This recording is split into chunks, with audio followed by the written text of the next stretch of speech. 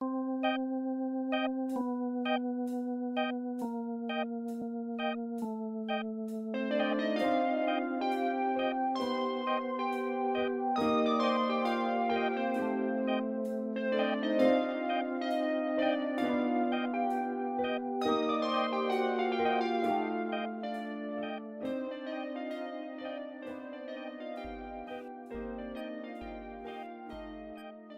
que sí. Bueno, ahí ya estamos haciendo ética. Dicho muy someramente, ¿no? La ética se encarga de eso, de la conducta del ser humano, de lo bueno, de lo malo, de lo correcto, de lo incorrecto. Entonces, una ética informática va a ser pensar cuestiones, qué es lo correcto, lo incorrecto, lo bueno, lo malo. A mí me gusta más bueno o malo, con lo que respecta a las tecnologías digitales.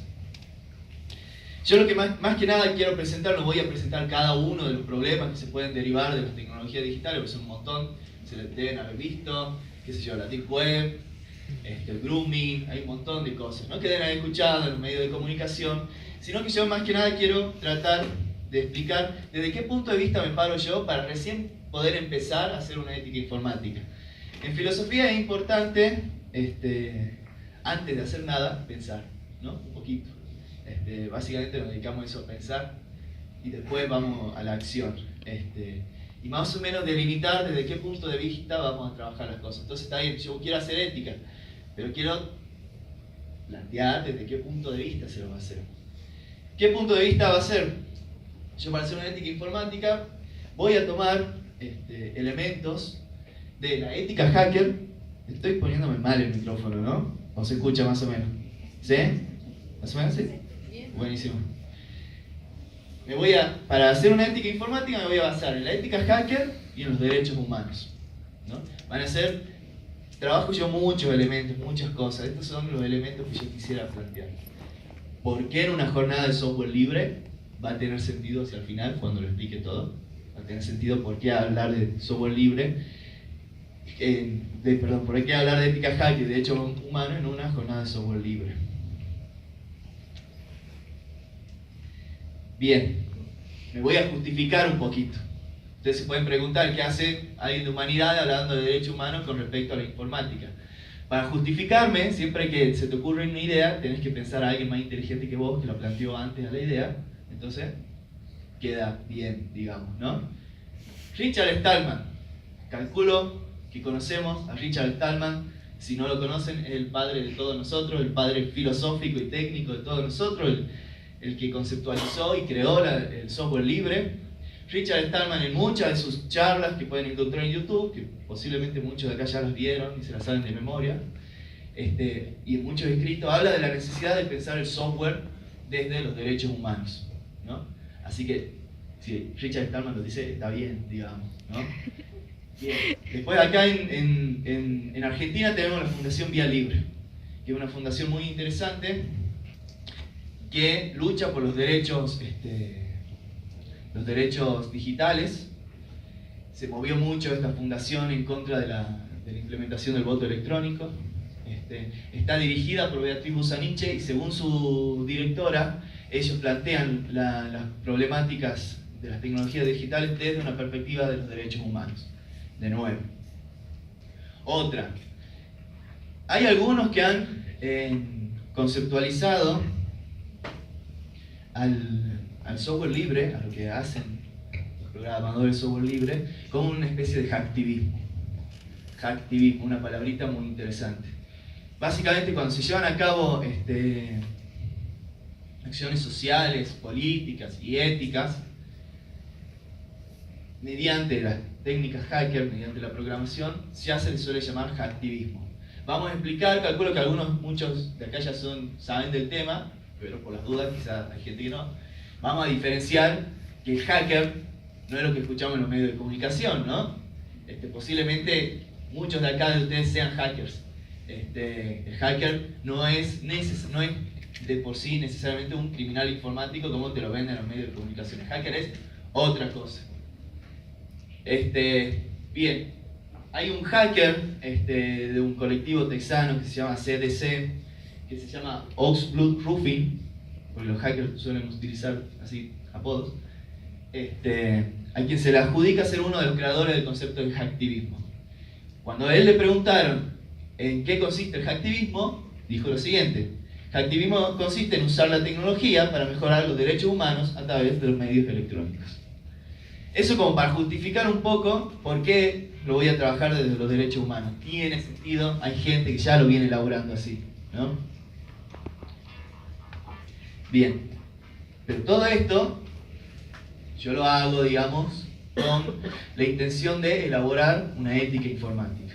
Una ética informática en tanto disciplina filosófica. Los derechos humanos van a ser un elemento que yo utilice quisiera proponer para hacer una ética informática. Hay muchas definiciones, me encantaría si alguien sale de acá a buscar ética informática en Google, y no en Google, no busquen en Google, en algún otro buscador. Me colgué, ¿qué estaba diciendo? La cuestión de las definiciones de la ética informática. Si buscan en internet, en algún explorador libre, van a encontrar muchas definiciones. Posiblemente muchos de acá ya saben lo que es la ética informática, alguna vez leyeron, escucharon. ¿Quién sabe? Levante la mano. ¿Alguien escuchó alguna vez? Ah, buenísimo. Entonces le estoy diciendo algo nuevo. ¿Usted sí?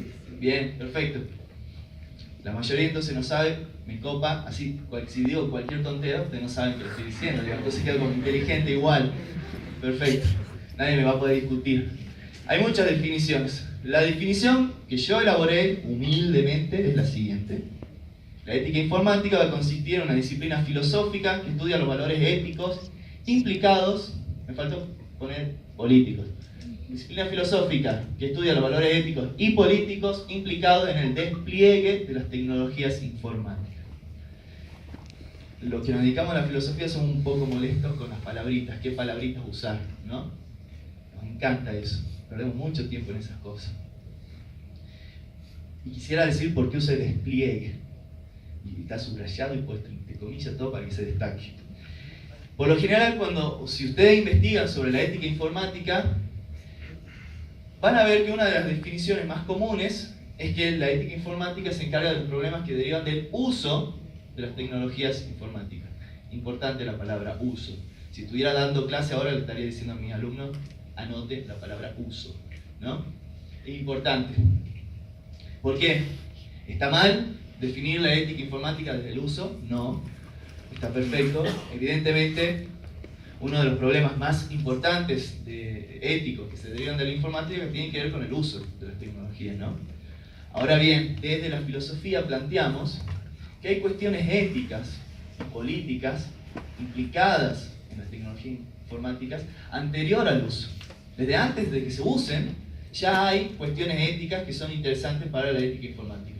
Desde el mismo momento en el que ya un programador está diseñando software, es decir, antes de que se lo use, o el contexto social en el que se tiene que encontrar para diseñar ese software, ya tiene implicaciones éticas. ¿Se entiende esto más o menos? ¿Sí? Entonces, está bien, el uso es un problema muy importante para pensar la informática. Pero hay cuestiones previas y seguramente todos ustedes se han planteado a ver cómo usar bien o mal, correcto o incorrectamente las tecnologías digitales.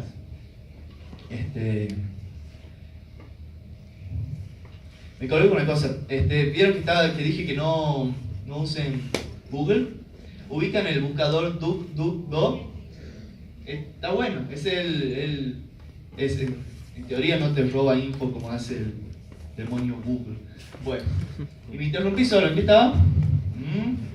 Bien, no solo el uso. Hay cuestiones éticas previas. Los que están acá, los que ya posiblemente diseñan software libre, ¿hay algún programador acá que haga software libre? ¿No? Bueno, los que hacen software libre, los que programan software libre, ya están haciendo desde antes de que se use ese software, ya están aplicando una ética. ¿Entienden? ¿Se entiende esta idea, no? Hay que pensar las tecnologías desde antes del uso. ¿Qué es lo que hace que se desarrollen las tecnologías informáticas? Y que el que hace software libre, ya desde antes que se use está aplicando toda una ética y una ética de la libertad, principalmente. Para mí, no por algo tiene la palabra libre, software libre. Para filosofía, el concepto de libertad es importantísimo, llevan 2500 años pensándose qué querrá decir la libertad. Entonces, el software libre es una filosofía de la libertad. Y están haciendo filosofía desde antes de que se use. Entonces, yo lo que voy a plantear es esto, pensar la ética informática hoy en cuestiones previas al uso, ¿no? Desde la creación, y por eso pongo despliegue, porque despliegue vendría a ser una palabrita que incluye todo, tanto lo que viene antes del uso como lo que viene después del uso y el uso.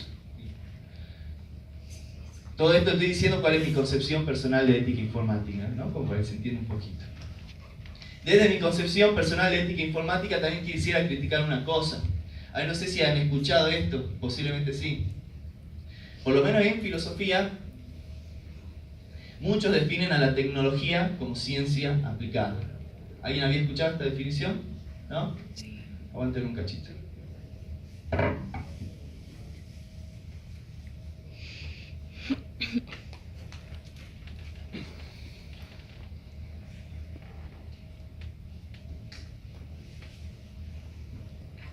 Bien.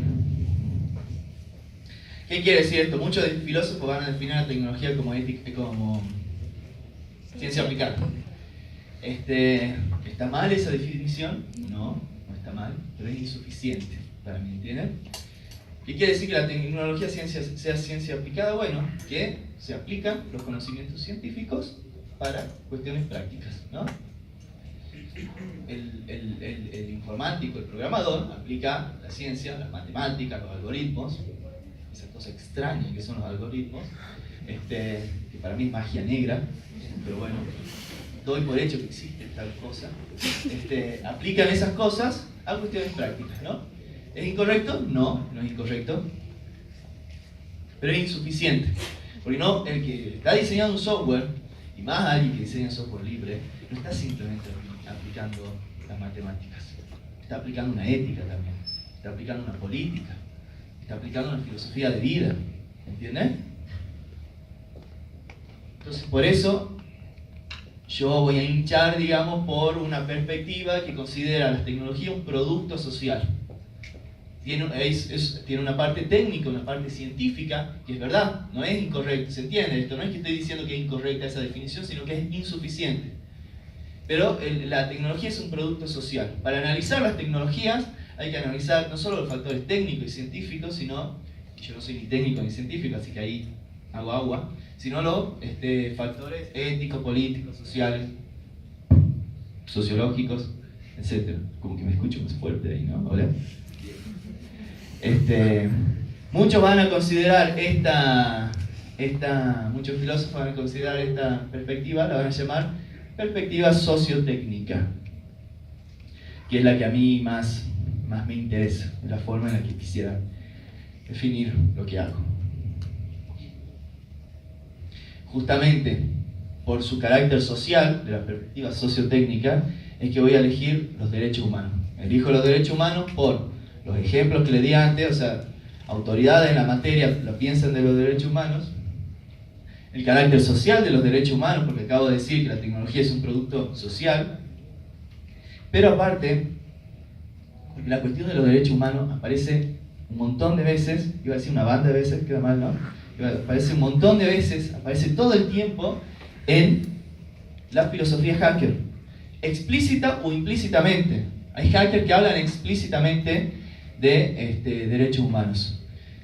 Pero está lleno de hackers y testimonios, y la filosofía hacker en general, que yo he detectado, digamos, no creo haber sido el único que lo detectó, digamos, pero he detectado que está implícito los derechos humanos en la filosofía hacker.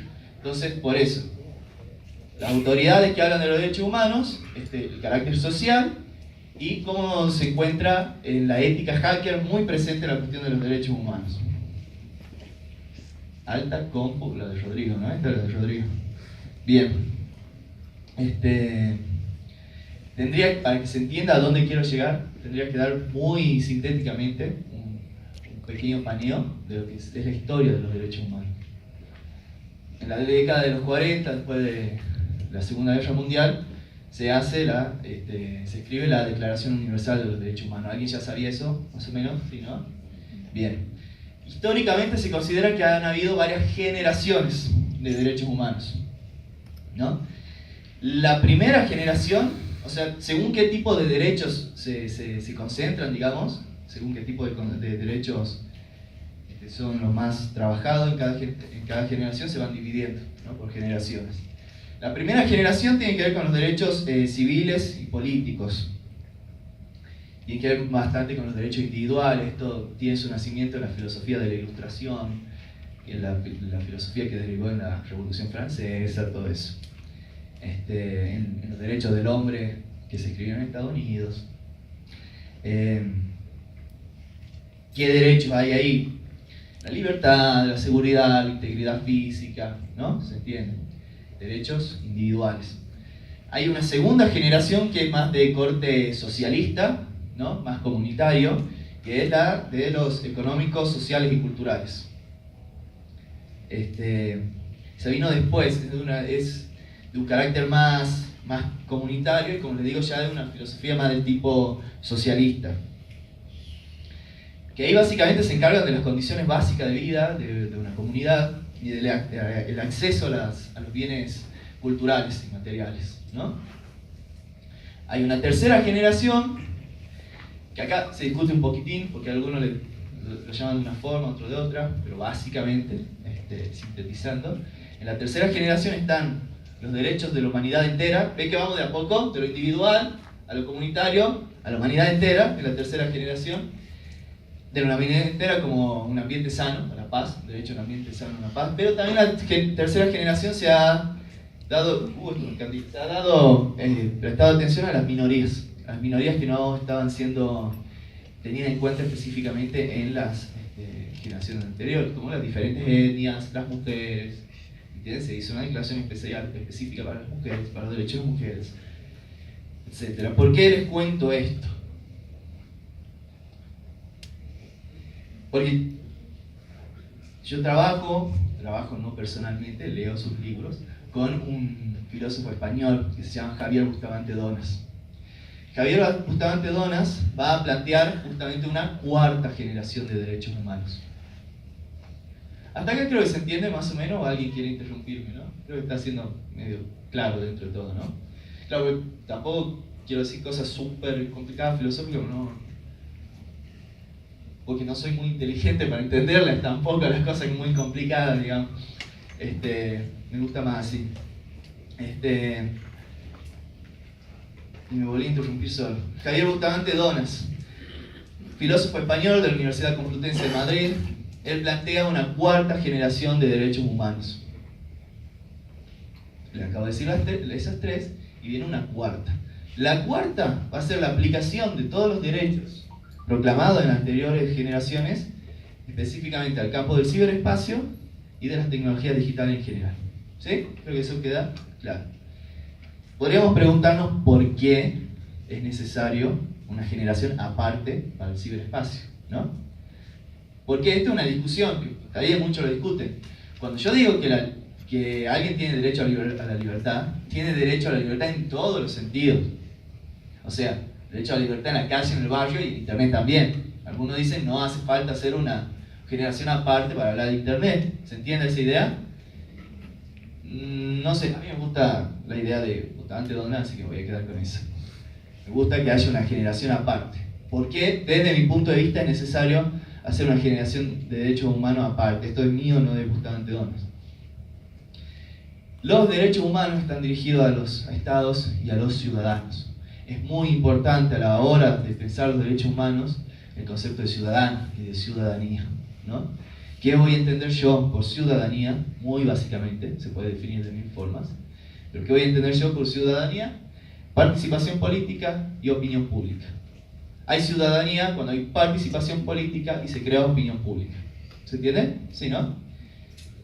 Me parece que hoy en día Internet y las tecnologías digitales son el espacio más fuerte, o uno de los más fuertes, donde se crea participación política y opinión pública.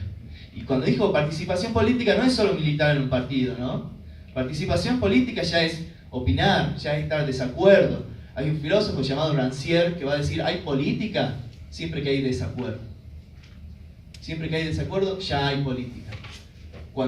Y hay democracia siempre que hay desacuerdo. No hay política cuando no hay desacuerdo, cuando no se permite el desacuerdo. ¿Se entiende? Me parece interesante esa idea. Internet, las tecnologías digitales son es uno de los espacios más fuertes donde se crea participación política y opinión pública. Por eso creo yo que es necesario en la actual sociedad una generación aparte para el ciberespacio. ¿Sí? Creo que se entiende eso, ¿no? Ahora bien, sigo con Javier Bustamante Donas. Se ha democratizado mucho la tecnología. Las tecnologías digitales, muchos van a pensar que son una tecnología más democrática, entre comillas. Se le puede hacer mil críticas, pero si me voy por eso voy a estar todo el día. Al concepto de democracia en las tecnologías digitales. Pero a ver, veamos qué onda, estemos de acuerdo un ratito con esa idea. Las tecnologías digitales son más democráticas, es decir, más gente tiene acceso a las tecnologías. En la era anterior, la era industrial, estaban los burgueses, los señores ricos, ¿no? Que tenían las máquinas, y ellos eran dueños de las máquinas, y el obrero no era dueño de la máquina. ¿Se entiende, no? En la actual sociedad, que ya no estamos en una era industrial, estamos en la sociedad de la información, ya tenemos acceso a todo aparato. No va a ser lo mismo aparato que máquinas, pero bueno, ya tenemos mucho más acceso a la democracia, a la tecnología. ¿Se entiende? Muchísimo más acceso. Todos tenemos nuestro cómputo, pero podemos producir nuestra propia información. En la era industrial no podía producir cualquier ciudadano su información. La producían los medios oficiales. ¿Se entiende? Entonces eso es más democrático. Y va a decir Javier Bustamante Donas que esto es lo que le jode al poder, digamos. Bueno, no lo dice así, no lo dice con esas palabras, pero básicamente se entiende. Eso es lo que le molesta a los poderosos, entre comillas. La noción de poder, otro concepto súper discutidísimo en filosofía. No lo dice en un sentido que lo diga Foucault, que trabaja el concepto de poder en otro sentido. Pero bueno, eso molesta mucho a las corporaciones, etc. Que tengamos más acceso a la información, a las tecnologías. Ahora bien, esta democratización va a ser necesaria una nueva ética. Por eso tomo a Bustamante Donas, porque va a hablar de una ética, ¿no? Él va a decir que esta nueva ética tiene una condición de posibilidad específica. ¿Qué quiere decir condición de posibilidad?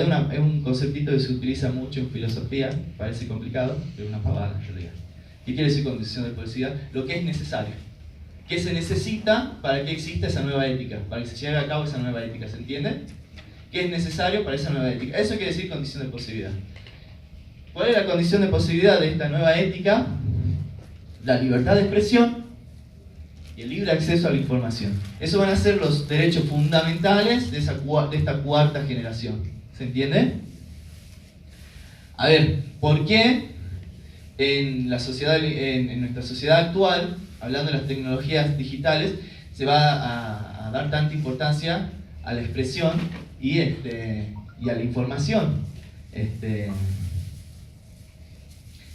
¿Por qué? Esto también lo pienso yo, no dice específicamente así Bustamante Donas. Expresión me parece que es bastante obvio.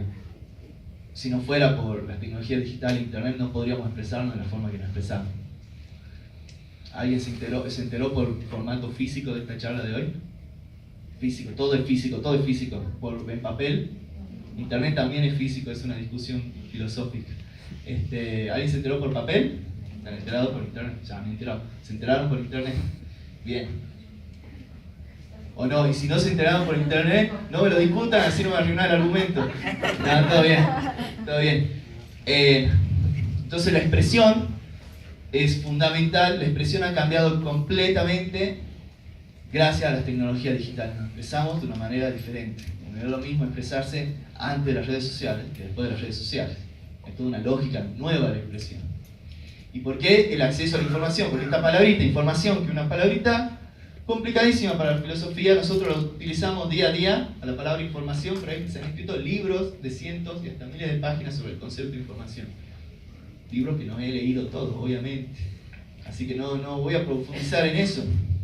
Pero ¿por qué es importante la libertad de información, el libre acceso a la información? Creo yo, me dirán ustedes si están de acuerdo, si es que me están prestando atención y no están fingiendo mirarme y yo estoy hablando solo en realidad. Me parece que lo específico de las tecnologías digitales, de la tecnología informática, porque la diferencia de cualquier otro tipo de tecnología, la tecnología de la era industrial, por ejemplo, es que procesan flujos de información. ¿Se entiende? No todas las tecnologías procesan flujos de información.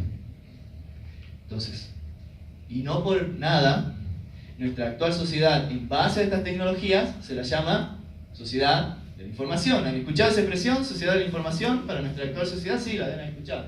Entonces, por eso, me parece, esta es una definición ontológica, es una palabra complicada, parece complicada, pero no lo es tanto, de la filosofía, es la definición personal que tengo de tecnología. Claro, la señorita sabe. Bien. Mi humilde concepción de tecnología digital es eso. Por eso va a ser importante la información y la expresión. Ahora bien, todo esto que estamos diciendo, esto que está planteando Javier Bustamante Donas, y yo, gato. Bueno, tengo público humano y animal. Eso es muy bueno, ojalá que se haya escuchado en la filmación. Bueno, todo esto que estamos diciendo, que estoy diciendo yo, y que dice Javier Bustamante Donas, y que vamos a ver está presente en la ética hacker también, ya está en realidad en la Declaración Universal de los Derechos Humanos en el artículo 19.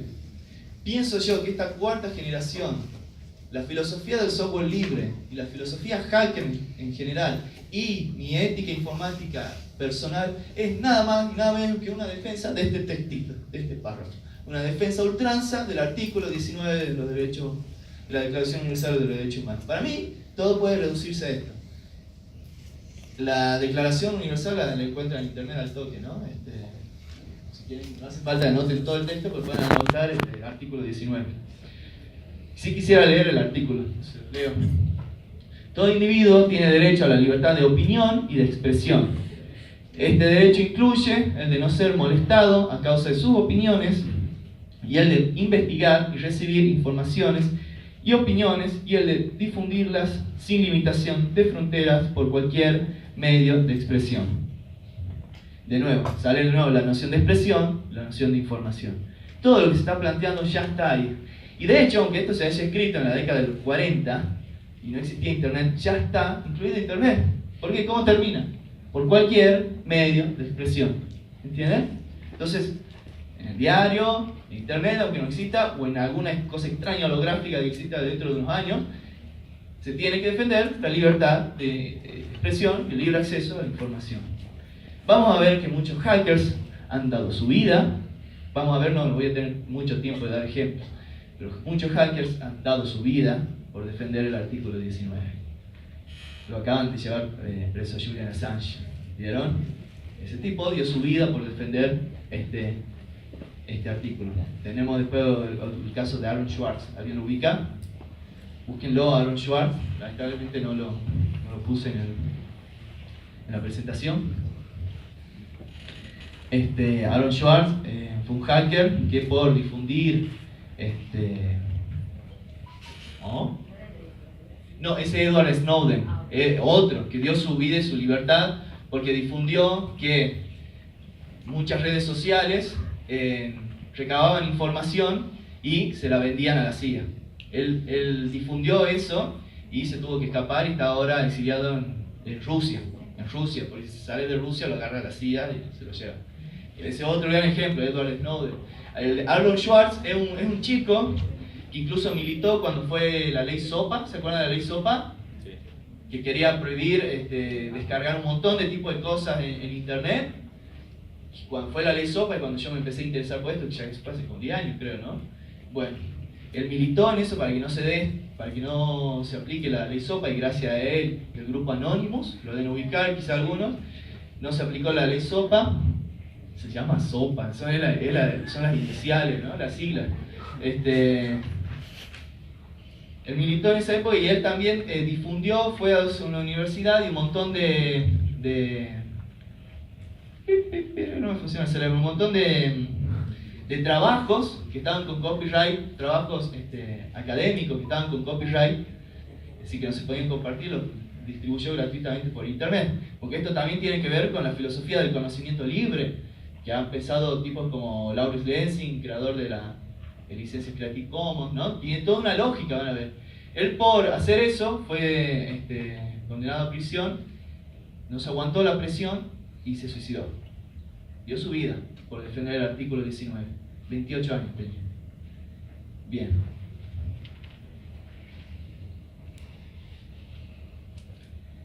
Ética hacker.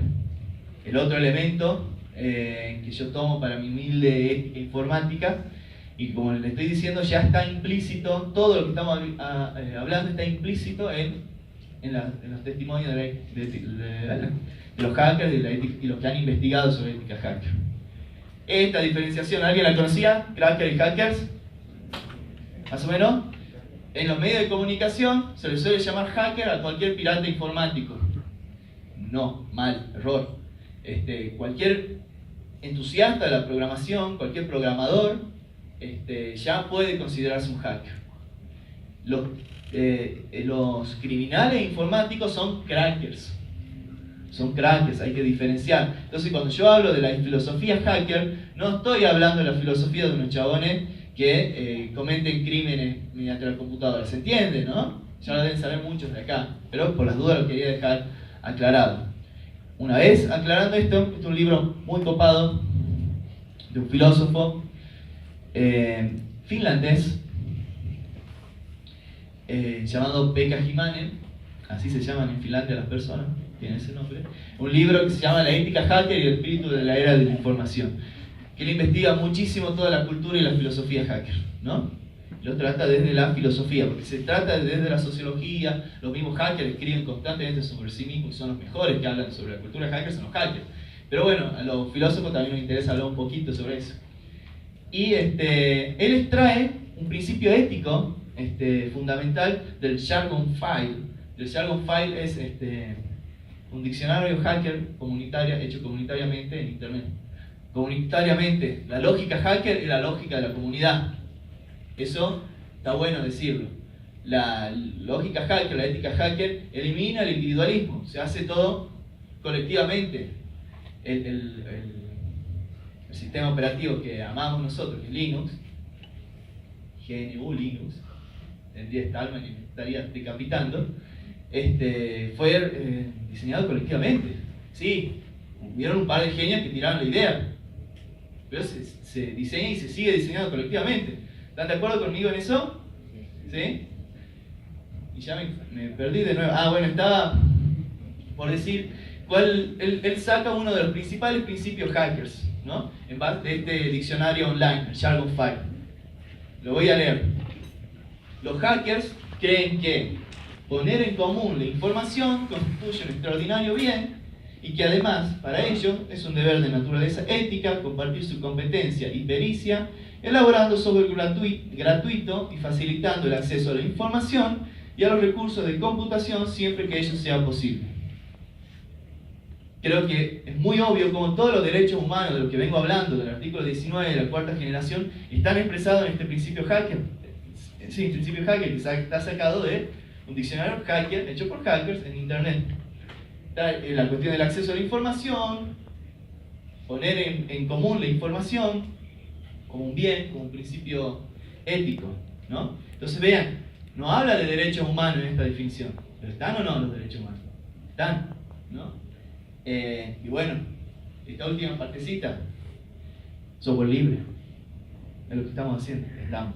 Como si yo programara software libre, pero bueno, es por lo que hinchamos todos nosotros, digamos, ¿no?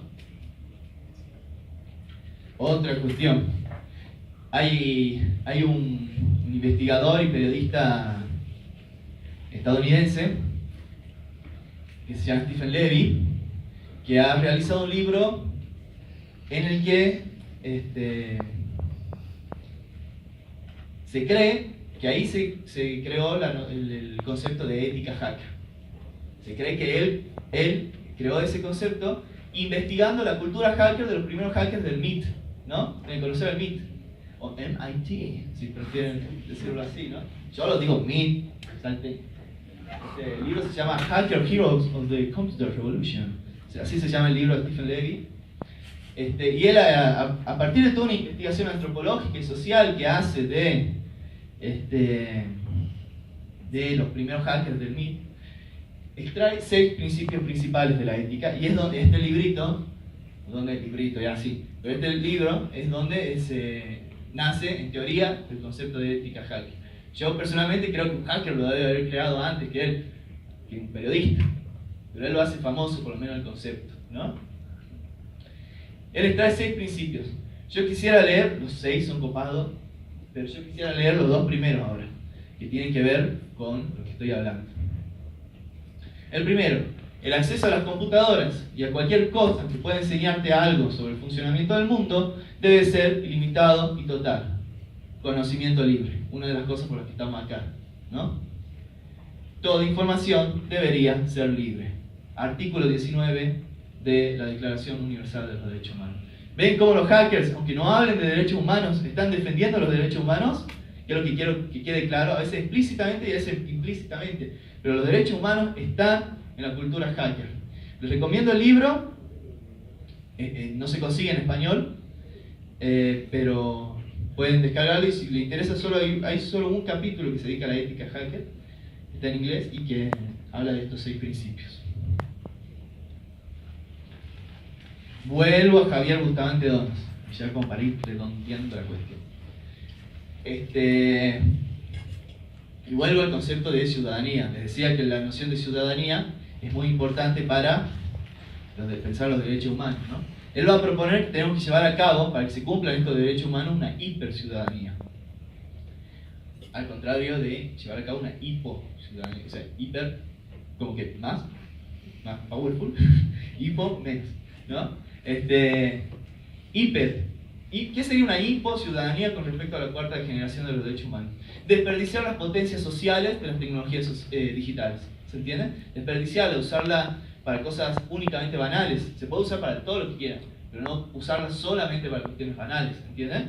Entonces va a proponer que para llevar a cabo esta 4ª generación de derechos humanos se lleva a cabo una hiperciudadanía que va a hacer potenciar al máximo el carácter social y ético de las tecnologías digitales. Coherencia con mi humilde filosofía de la tecnología. La tecnología no es un objeto, un producto meramente científico. Un producto principalmente ético, social, político, ¿no? Un hacker, cuando está programando, más un hacker de software libre, ya está haciendo política, ¿no? Ya está haciendo política. Bien, una de las cuestiones que va a proponer Javier Bustamante Donas para que se lleve a cabo una 4ª generación de derechos humanos es la apropiación social de la tecnología, ¿no? Darle una importancia social, no meramente técnica. ¿Se entiende eso, no? Acá hay gente que no son técnicos, ¿no? Hay algunos que no son programadores, igual que yo.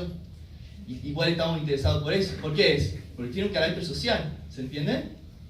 Y cuando leía esto, lo de la apropiación social de la tecnología, me acordaba de Tim Berners-Lee. ¿Quién ubica quién es Tim Berners-Lee? ¿No? Tim Berners-Lee es el creador de la red, tal cual como la conocemos. O sea, no es que él inventó todo Internet. Un quilombo, una larga historia, ¿no? Pero la forma en la que funciona hoy, tal cual como la conocemos, la red, la diseñó él, tipo solo, que trabajaba en el CERN, en los años 90, ¿no? Él creó la red tal cual como, creo que ubican todos la red, ¿no? Tal cual como la conocemos hoy en día, él la diseñó. Y Tim Berners-Lee decía lo siguiente de su invento, para mí es fundamental. Tim Berners-Lee, otro gran representante de la cultura hacker, que ya no hablando estrictamente de la libertad de la información del artículo 19, pero sí hablando del derecho de la apropiación social de la tecnología, es otro que también está, desde otro punto de vista, respetando los derechos humanos, luchando por los derechos humanos de las tecnologías digitales, ¿sí? Tim Berners-Lee dijo lo siguiente, es un texto conocido, lo voy a leer. La red es una creación, de su propio invento dijo esto, ¿no? Así que si lo dice él, hay que respetarlo, digamos. La red es una creación individual, más social que técnica. La diseñé para que tuviera un efecto social, ayudar a la gente a trabajar juntos, y no como un juguete técnico. La meta última de la red de redes es apoyar y mejorar la interrelación de nuestra existencia en el mundo. Cosa que evidentemente ha logrado el tipo, ¿no? Vean, un gran técnico, un gran científico. ¿En qué términos habla de su creación? ¿En términos meramente técnico y científico? No, en términos sociales. Creación, digo, más social que técnica. Él está en coherencia conmigo, como si él me conociera a mí. Estamos en coherencia, estamos en la misma sintonía, digamos, ¿no? La tecnología tiene un carácter principalmente social, ético. ¿Se entiende por qué me importa esto para hacer una ética informática, no?